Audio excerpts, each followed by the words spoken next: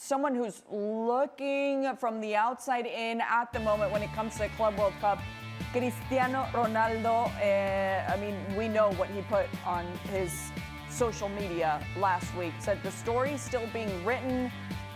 I am grateful to you all. He said the chapter's over. The story, it's still being written. I am grateful to you all. As for the sporting director of Al Nassr here, Fernando Hierro, he said Ronaldo's contract with Al Nassr runs until June 30th. We will work to renew his contract so he can continue with us, and there are many clubs interested in signing him. We're negotiating with Cristiano Ronaldo to renew his contract. God willing, we will find a solution. All right, let's take it to Cristiano's former teammate, Luka Modric, who played his last game in the Santiago Bernabeu on Saturday, is considering a move stateside to MLS. Several reports suggest he could join Inter Miami. Others have linked the Croatian to clubs like LAFC, New York City FC. Modric will play the Club World Cup first with Real Madrid before defining his future, which takes us to this next question. Either, neither, or both, who is more likely to play in MLS? Cristiano Ronaldo or Luka Modric? More likely to play in MLS, Luka Modric. I don't think Cristiano Ronaldo leaves Saudi Arabia. Nobody can match his pay package. And while we could debate whether he's worth it as a player, he's worth it as an ambassador for not only the Saudi Pro League, but for Saudi Arabia generally. So as a result, whether it's at Al Nassr or somewhere else in Saudi Arabia, I don't see him leaving the Saudi Pro League. So that makes the decision in this instance a fairly straightforward one. Luka Modric, the only likely to play in MLS. The more likely for sure. Shaq highlights the pay package. It's going to take a lot to get Cristiano Ronaldo. So that automatically would put Luka Modric, who's 39 years of age, as a more likely candidate. Where? That would remain to be seen. Inter Miami, there's a 4'2" they're operating. They got Luis Suarez and Messi pretty much up front roaming and doing what they will do. In the middle, they have Busquets, and Redondo was in their last game. Are you going to put him instead of Redondo and next to Busquets in a league that physically, if anything, is capable? I don't see that being a solution for a team that desperately needs legs.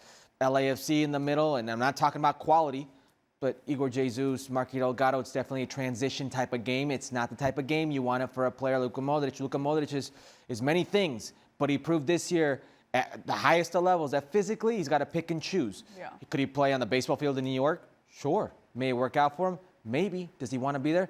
Probably not. There are a lot of places that would look at a Luka Modric. He's 39 years of age. He's one of the best players that's ever played the game in that position. I've got no doubt teams will look at him. I understand what you're saying about the pay package. I really do. But not too long ago, Cristiano Ronaldo, his federal case in the state of Nevada was dismissed, and he was negotiating with Sporting Kansas City. Nobody thought Lionel Messi would come, and yet he did. What did it take? It took ownership. I think it's going to be a similar package, and I'm not the only one.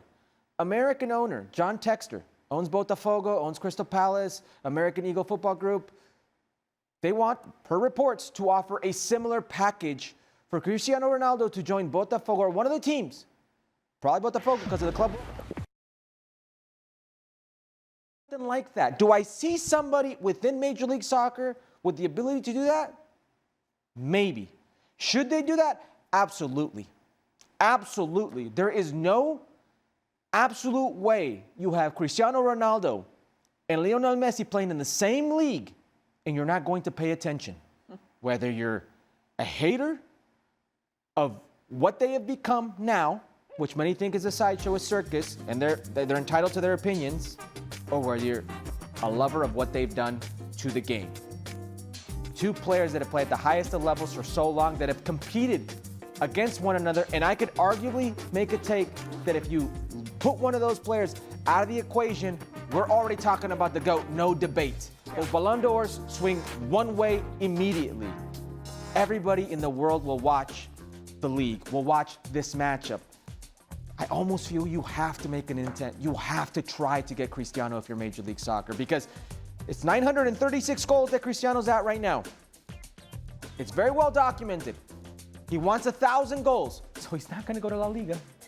He's 40 years old. He's not going to go to Serie A. He's not going to go to the Premier League. He's going to go to a Saudi Pro League, to a Major League Soccer. One of these leagues, he wants his goals. He wants the 64 goals that are left to hit 1,000. I think it's doable. 64 goals, couple seasons in MLS. Well, 34 goals is the record right now. It's Carlos Vela, and we'll get to him in a bit. But that 2-3 seasons in Major League Soccer, some cup games, etc. That could be done. It could be done. I agree in that it would be an incredible get for Major League Soccer. And to your point, with Lionel Messi here, I just don't see how not just the Saudi Pro League, but Saudi Arabia Let him go. generally let him slip through their fingers. They will put every resource behind. He's the main attraction right now. Yeah, and like I say, it goes far beyond the Saudi Pro League.